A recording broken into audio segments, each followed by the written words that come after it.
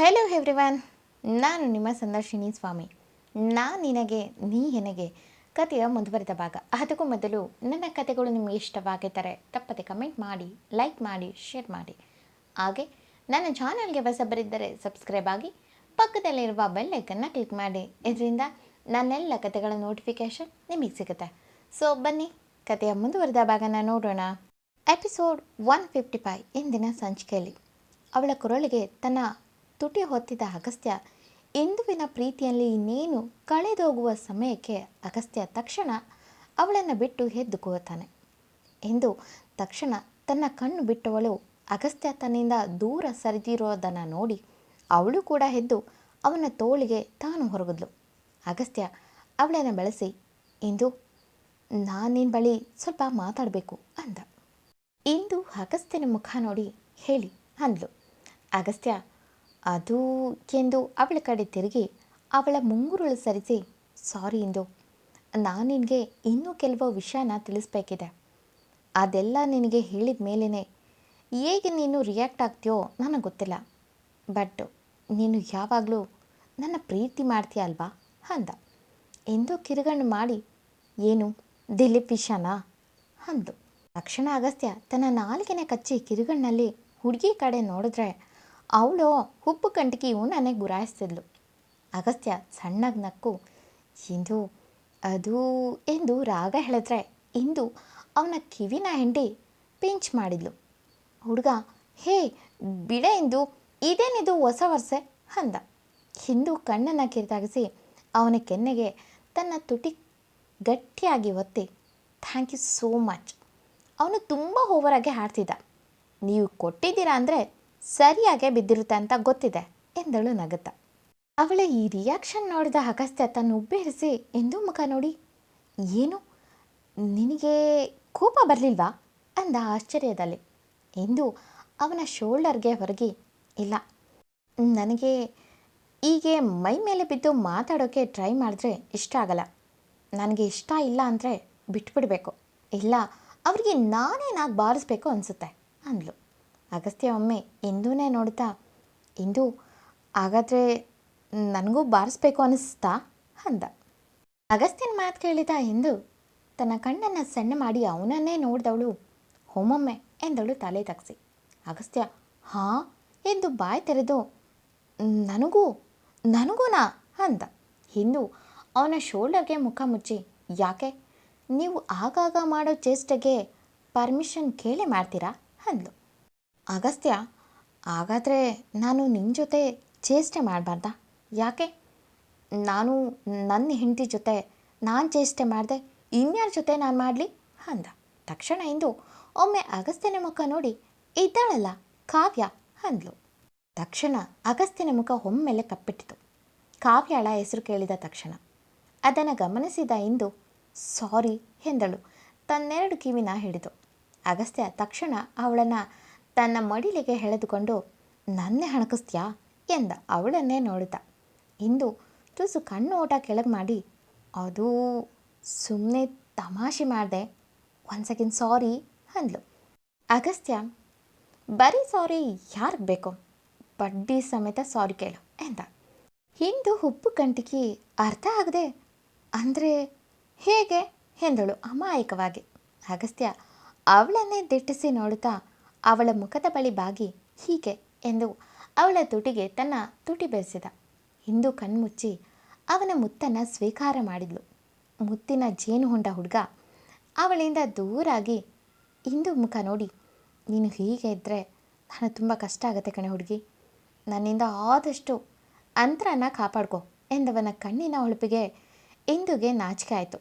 ಇಂದು ತಕ್ಷಣ ಅವನ ಮಡಿಲಿನಿಂದ ಎದ್ದು ಅವನಿಗೆ ಬೆನ್ನಾಕಿ ಮಲಗಿ, ತುಂಬ ತಡ ಆಗಿದೆ ಮಲಗಿ ಅಂದ್ಲು. ಅಗಸ್ತ್ಯ ಅವಳ ವರ್ಷೆ ನೋಡಿ ಒಂದು ಕಿರುನಗು ಚಲ್ಲಿ ಗುಡ್ ನೈಟ್ ಅಂದ. ಇಂದು ಕೂಡ ನಕ್ಕು ಹಾಗೆ ನಿದ್ದೆಗೆ ಜಾರಿದ್ಲು. ಆದರೆ ಅಗಸ್ತ್ಯ ಮಾತ್ರ ಇಂದುನ ವಾಪಸ್ ಭಗವಾನ್ ಬಂಗಲೆಗೆ ಕರೆದುಕೊಂಡು ಹೋಗೋಕ್ಕೆ ರೆಡಿ ಇಲ್ಲ. ಹೇಗಾದರೂ ಮಾಡಿ ಹುಡುಗಿನ ಒಪ್ಪಿಸಬೇಕು, ಆದರೆ ಹೇಗೆ ಅನ್ನೋದೇ ದೊಡ್ಡ ಪ್ರಶ್ನೆ. ಅದೇ ಯೋಚನೆಯಲ್ಲಿ ಅಗಸ್ತ್ಯ ಮೆಲ್ಲಗೆ ನಿದ್ದೆಗೆ ಜಾರಿದ. ಬೆಳಿಗ್ಗೆ ಕಣ್ಬಿಟ್ಟ ಇಂದು ಇದ್ದಿದ್ದು ಮಾತ್ರ ಅಗಸ್ತ್ಯನ ಬಾಹುಬಂಧನದಲ್ಲಿ. ಇಂದು ಒಮ್ಮೆ ಅಗಸ್ತ್ಯನ ಮುಖ ನೋಡಿ ಅವನ ಅರ್ಧ ಹಣೆಯನ್ನು ಮುಚ್ಚಿದ ಕೂದಲನ್ನು ಸರಿಸಿ, ನಾನು ಆಣೆ ಮಾಡಿದ್ದು ನಿಮಗೆ ಅಷ್ಟೊಂದು ನೋವು ಕೊಡ್ತಾ? ಮನೆಗೆ ಬಂದಾಗ ನನ್ನ ನೋಡಿ ಅದೆಷ್ಟು ಎಮೋಷ್ನಲ್ ಆಗಿದ್ರಿ, ಅದನ್ನು ನೋಡಿದ್ರೆ ಗೊತ್ತಾಗುತ್ತೆ ನೀವು ನನ್ನನ್ನು ಎಷ್ಟು ಪ್ರೀತಿ ಮಾಡ್ತೀರಾ ಅಂತ. ಆದರೆ ನಿಮಗೆ ಯಾವಾಗಲೂ ನನ್ನ ಪ್ರೀತಿ ಮೇಲೆ ಅನುಮಾನ ಅಲ್ವಾ ಎಂದು ಉಬ್ಬು ಗಂಟಿಗೆ ಹಂಗೆ ಈ ಬೆಂಕಿ ಹುಂಡೆನ ತೆಗೆದು ಫ್ರಿಡ್ಜ್ನಲ್ಲಿಟ್ಟು ಫ್ರೀಸ್ ಮಾಡಬೇಕು ಎಂದವಳು ಮಲಗಿದ್ದವನ ಮುಖವನ್ನು ದಿಟ್ಟಿಸಿ ನೋಡಿ, ಎಷ್ಟು ಪ್ರಶಾಂತವಾಗಿದೆ, ಎಷ್ಟು ಕೂಲಾಗಿ ಮಲಗಿರೋ ಬೆಂಕಿ ಹುಂಡೆ ಒಮ್ಮೊಮ್ಮೆ ಸಿಡಿದು ಬಿಡುತ್ತೆ. ಆದರೂ ಆ ಬೆಂಕಿ ಹುಂಡೆಯಲ್ಲೂ ಒಂದು ಫೀಲ್ ಇದೆ, ಅದು ಜಸ್ಟ್ ಈ ಇಂದುಗಾಗಿ ಅಷ್ಟೇ ಎಂದವಳು ಅಗಸ್ತ್ಯನ ಅತಿ ಸಮೀಪಕ್ಕೆ ಹೋದವಳು, ನೀವು ನನ್ನವರು, ನಿಮ್ಮ ಪ್ರೀತಿ ನನಗೆ ಮಾತ್ರ, ನಮ್ಮಿಬ್ಬರ ಮಧ್ಯೆ ಯಾರಾದರೂ ಬಂದರೆ ಈ ಇಂದು ಬಿಡೋದಿಲ್ಲ ಎಂದಳು. ಅಗಸ್ತ್ಯ ಕಣ್ಣು ಮುಚ್ಕೊಂಡೆ, ಹೌದಾ, ಏನು ಮಾಡ್ತೀಯಾ ಎಂದ.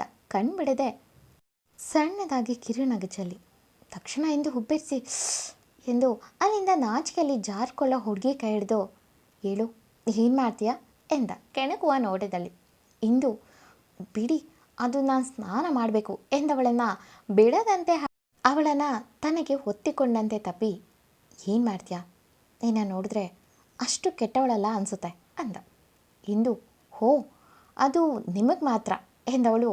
ಈಗ ಬಿಟ್ಟರೆ ನಾನು ಬೇಗ ತಿಂಡಿ ಮಾಡಬೇಕು ಎಂದವಳನ್ನು ನೋಡಿ ಸಣ್ಣ ನಗು ಚೆಲ್ಲಿ, ಓಕೆ, ನಾನು ನಿನ್ನ ಜೊತೆ ಮಾತಾಡಬೇಕು ಎಂದು ಅವಳನ್ನು ಕೂರಿಸಿ ಅವಳ ಮುಂಗುರುಳನ್ನು ಸರಿಸಿ, ಎಂದು ನಾನೇನೋ ಒಂದು ಮಾತು ಕೇಳ್ತೀನಿ, ನೀನು ಓಕೆ ಅನ್ಬೇಕು ಅಂದ.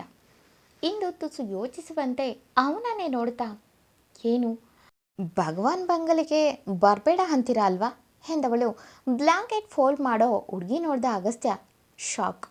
ಹುಡುಗಿ, ಅದು ಸಾಧ್ಯ ಇಲ್ಲ, ನಾನು ಮೊದಲಾಗಿದ್ದರೆ ಹೋಗಲಿ ಅಂದಿದ್ದೆ, ಬಟ್ ಈಗ ಅದು ಕೂಡ ಇಷ್ಟೆಲ್ಲ ನಡೆದಿದ್ದು ನೋಡಿದ ಮೇಲೂ ನೋ ಚಾನ್ಸ್. ನೀವೇನೇ ಪೂಸಿ ಹೊಡೆದ್ರೂ ನಾನು ಅಲ್ಲಿಗೆ ಬಂದೇ ಬರ್ತೀನಿ. ನಿಮಗೆ ಹೇಗೆ ನನ್ನ ಯೋಚನೆ ಇರುತ್ತೋ ನನಗೂ ಅಷ್ಟೇ ನಿಮ್ಮ ಯೋಚನೆ ಇದ್ದೇ ಇರುತ್ತೆ, ಹಾಗಾಗಿ ನಾನು ನಿಮ್ಮ ಜೊತೆ ಬರ್ತೀನಿ ಎಂದವಳು ತನ್ನ ಬಟ್ಟೆ ಹಿಡಿದು ಸ್ನಾನಕ್ಕೆ ಹೋಗ್ತಾಳೆ. ಅಗಸ್ತ್ಯ ಅವಳು ಹೋಗುತ್ತಾನೆ ನೋಡಿ ಇವಳನ್ನು ತಡೆಯೋದು ಹೇಗೆ ಎಂದು ಯೋಚಿಸುವಾಗಲೇ ಭಗವಾನ್ ಬಂಗಲೆಯಿಂದ ಕಾಲ್ ಬಂದಿತು. ಅಗಸ್ತ್ಯನಿಗೆ ಮನಸ್ಸಿಲ್ಲದಿದ್ದರೂ ಫೋನ್ ತೆಗೆಯಬೇಕಾಯ್ತು. ಆ ಕಡೆಯಿಂದ ಭಗವಾನ್ಗೆ ಹುಷಾರಿಲ್ಲ, ನಿನ್ನ ನೋಡಬೇಕಂತ ಕೇಳ್ತಿದ್ದಾರೆ ಎಂದು ಭಗವಾನ್ ತಮ್ಮ ಕಾಲ್ ಮಾಡಿದ್ದ. ಅವರ ಮಾತು ಕೇಳಿದ ಅಗಸ್ತ್ಯನಿಗೆ ಕೋಪ ಇದ್ದರೂ ಎಲ್ಲೋ ಒಂದು ಕಡೆ ಅವನಿಗೆ ಮಗ ಎನ್ನುವ ಫೀಲ್ ಹುಟ್ಟಾಕಿದ್ದೆ ತಾನು. ಈಗ ಆ ಒಂದು ಸ್ಥಾನಕ್ಕೆ ನಾನು ಬೆಲೆ ಕೊಡಬೇಕಾ ಎನ್ನುವ ಗೊಂದಲದಲ್ಲೇ ಇರುವಾಗಲೇ ಸ್ನಾನ ಮುಗಿಸಿ ಬಂದ ಹಿಂದು ಒಮ್ಮೆ ಅಗಸ್ತ್ಯ ಹಾಗೆ ಬೆಡ್ ಮೇಲೆ ಕೂತಿರೋದನ್ನು ನೋಡಿ, ರೀ ಏನಾಯಿತು ಎಂದಳು. ಅಗಸ್ತ್ಯನನ್ನು ಎಚ್ಚರಿಸಿ. ಅಗಸ್ತ್ಯ ಏನಿಲ್ಲ ಎಂದರೂ ಅವನ ಮನದಲ್ಲಿ ಇದ್ದ ಒಂದು ಸಣ್ಣ ಬೇಸರ ಅವನ ಮುಖದಲ್ಲಿ ಹಿಣುಕಿತು. ಇಂದು ತನ್ನ ತಲೆನ ಒರೆಸ್ಕೊಳ್ಳುತ್ತಾ, ಯಾಕೆ ಭಗವಾನ್ಗೇನಾದರೂ ಆಯ್ತಾ ಎಂದಳು ನೇರವಾಗಿ. ಅವಳು ಮಾತು ಕೇಳಿದ ಅಗಸ್ತ್ಯ ತುಸು ಆಶ್ಚರ್ಯದಲ್ಲಿ ಅವಳ ಮುಖನೇ ನೋಡಿದ್ರೆ ಹುಡುಗಿ ತನ್ನ ಹಣೆಗೆ ಬಿಂದೆ ಇಡುತ್ತಾ, ನೀವು ಯಾವ ವಿಷಯಕ್ಕೆ ಈಗ ಇರ್ತೀರಾ ಎನ್ನುವ ವಿಷಯ ನಾನು ಬಲ್ಲೆ ಎಂದವಳು. ನಿಮ್ಮಲ್ಲಿ ಎಮೋಷ್ನಲ್ ಅನ್ನೋದು ಇದೆ, ಅದೇ ಒಮ್ಮೊಮ್ಮೆ ನಿಮ್ಮನ್ನು ಕಟ್ಟಾಕ್ಬಿಡುತ್ತೆ. ಇದೇ ಎಮೋಷ್ನಲ್ನಿಂದ ನಮ್ಮಿಬ್ಬರ ಸಂಬಂಧ ಹೀಗೆ ಗಟ್ಟಿಯಾಗಿದ್ದು ಎಂದವಳ ಮುಖದಲ್ಲಿ ಸಣ್ಣ ನಗು ತೇಲಿಸಿ, ಸರಿ ತಿಂಡಿ ರೆಡಿ ಮಾಡ್ತೀನಿ, ಬೇಗ ರೆಡಿಯಾಗಿ ಇಬ್ಬರು ಹೋಗೋಣ ಅಂದ್ಲು. ತಕ್ಷಣ ಅಗಸ್ತ್ಯ ತನ್ನ ಹಣೆನ ತೇಡುತ್ತಾ, ಬೇಡ ಎಂದು, ನೀನು ಇಲ್ಲೇ ಇರು, ಇಲ್ಲಿ ಕಿಟ್ಟಿ ಇರ್ತಾನೆ, ನಾನು ಪ್ರತಿದಿನ ಒಂದ್ಸಲ ಬಂದು ಹೋಗ್ತೀನಿ ಎಂದು ಇನ್ನೇನೋ ಮಾತು ಮುಂದುವರಿಸೋ ಮುನ್ನ, ನಾನು ರೆಡಿಯಾಗಿದ್ದೀನಿ, ನೀವು ಬನ್ನಿ, ಇಲ್ಲ ನಾನು ಮೊದಲು ಹೋಗಿರ್ತೀನಿ ಲಾರೆನ್ಸ್ ಅಣ್ಣನ ಜೊತೆ, ನೀವು ನಿಧಾನಕ್ಕೆ ಬನ್ನಿ ಎಂದವಳು ಸೀದಾ ಅವನ ಮಾತಿಗೂ ಉತ್ತರ ಕೊಡದೆ ಹೊರ ನಡೆದಿದ್ಲು. ಅಗಸ್ತ್ಯ, ಈ ಹುಡುಗಿಗೆ ಯಾಕೆ ನನ್ನ ಪರಿಸ್ಥಿತಿ ಅರ್ಥ ಆಗಲ್ವೋ, ಅಲ್ಲಿ ಉಳಿದ್ರೆ ಇವಳ ಮೇಲೇ ನನ್ನ ಫೋಕಸ್ ಇರುತ್ತೆ, ಒಂದೊಂದು ಕೆಲಸ ಮಾಡೋಕ್ಕೂ ಮನಸ್ಸು 100 ಸಲ ಯೋಚಿಸುತ್ತೆ ಎಂದು ಬೇಸರದಲ್ಲೇ ಫ್ರೆಶ್ ಆಗಿ ಹೊರಗೆ ಬಂದ. ಆಯಿತಾ ಎಂದು ಆಲ್ರೆಡಿ ತಿಂಡಿ ಮಾಡಿ ಲಾರೆನ್ಸ್ ಮತ್ತು ಕಿಟ್ಟಿ ತಿಂಡಿ ಮಾಡುತ್ತಿದ್ರೆ ಇಂದು ಅಗಸ್ತ್ಯನ ಮುಖ ನೋಡಿ, ನೀವು ತಿಂಡಿ ಮಾಡಿ ಬನ್ನಿ ಅಂದ್ಲು. ಅಗಸ್ತ್ಯ ತಿಂಡಿ ತಿನ್ನುತ್ತಾ ಅವಳನ್ನು ತಿಂಡಿ ಮಾಡೋಕ್ಕೆ ಕೂರಿಸ್ಕೊಂಡು ಮತ್ತೊಮ್ಮೆ ಹುಡುಗಿನ ಅಲ್ಲಿಗೆ ಬರಬೇಡ ಎಂದು ಕನ್ವಿನ್ಸ್ ಮಾಡೋಕ್ಕೆ ನೋಡಿದ್ರೆ ಹುಡುಗಿ ಅರ್ಧ ತಿಂಡಿಗೆ ಎದ್ದು ಅಲ್ಲಿಂದ ಹೋಗ್ತಾಳೆ. ಅಗಸ್ತ್ಯ ಎಂದು ಅಲ್ಲೇ ಇದ್ದಂಥ ಕಿಟ್ಟಿ ಮತ್ತು ಲಾರೆನ್ಸ್ ಕಡೆ ನೋಡಿ ನೀವಾದರೂ ಅವಳಿಗೆ ಅರ್ಥ ಮಾಡಿಸಿ ಅಂದ.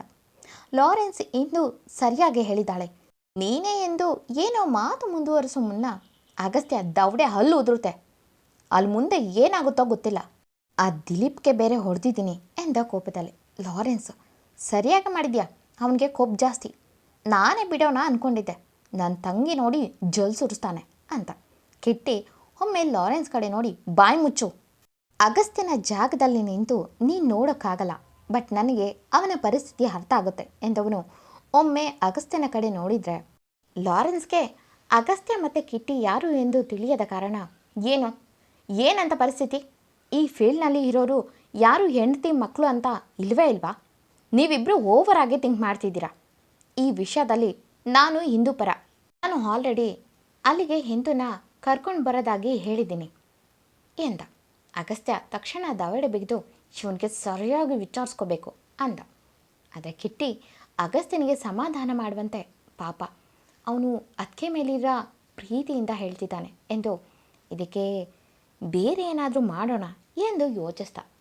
ಅಗಸ್ತ್ಯ ಅವಳು ಹಠ ಬಿಡಲ್ಲ ಎಂದು ಕಿಟ್ಟಿ ನೀನು ಬರ್ತೀಯಾ ಭಗವಾನ್ ಮನೆಗೆ ಇಂದು ಸೇಫ್ಟಿಗಾಗಿ ಅಂದ. ಅವನ ಮಾತು ಕೇಳಿದ ಕಿಟ್ಟಿ ಕಣ್ಗಳು ದೊಡ್ಡದಾಗಿ ಹರಳಿದವು. ಎಂದಿನಂತೆ ಈ ಕತೆ ಮುಂದುವರಿಯುವುದು. ಈ ಕತೆ ನಿಮಗೆ ಇಷ್ಟವಾಗಿದ್ದರೆ ತಪ್ಪದೆ ಕಮೆಂಟ್ ಮಾಡಿ, ಲೈಕ್ ಮಾಡಿ, ಶೇರ್ ಮಾಡಿ. Thank you for watching.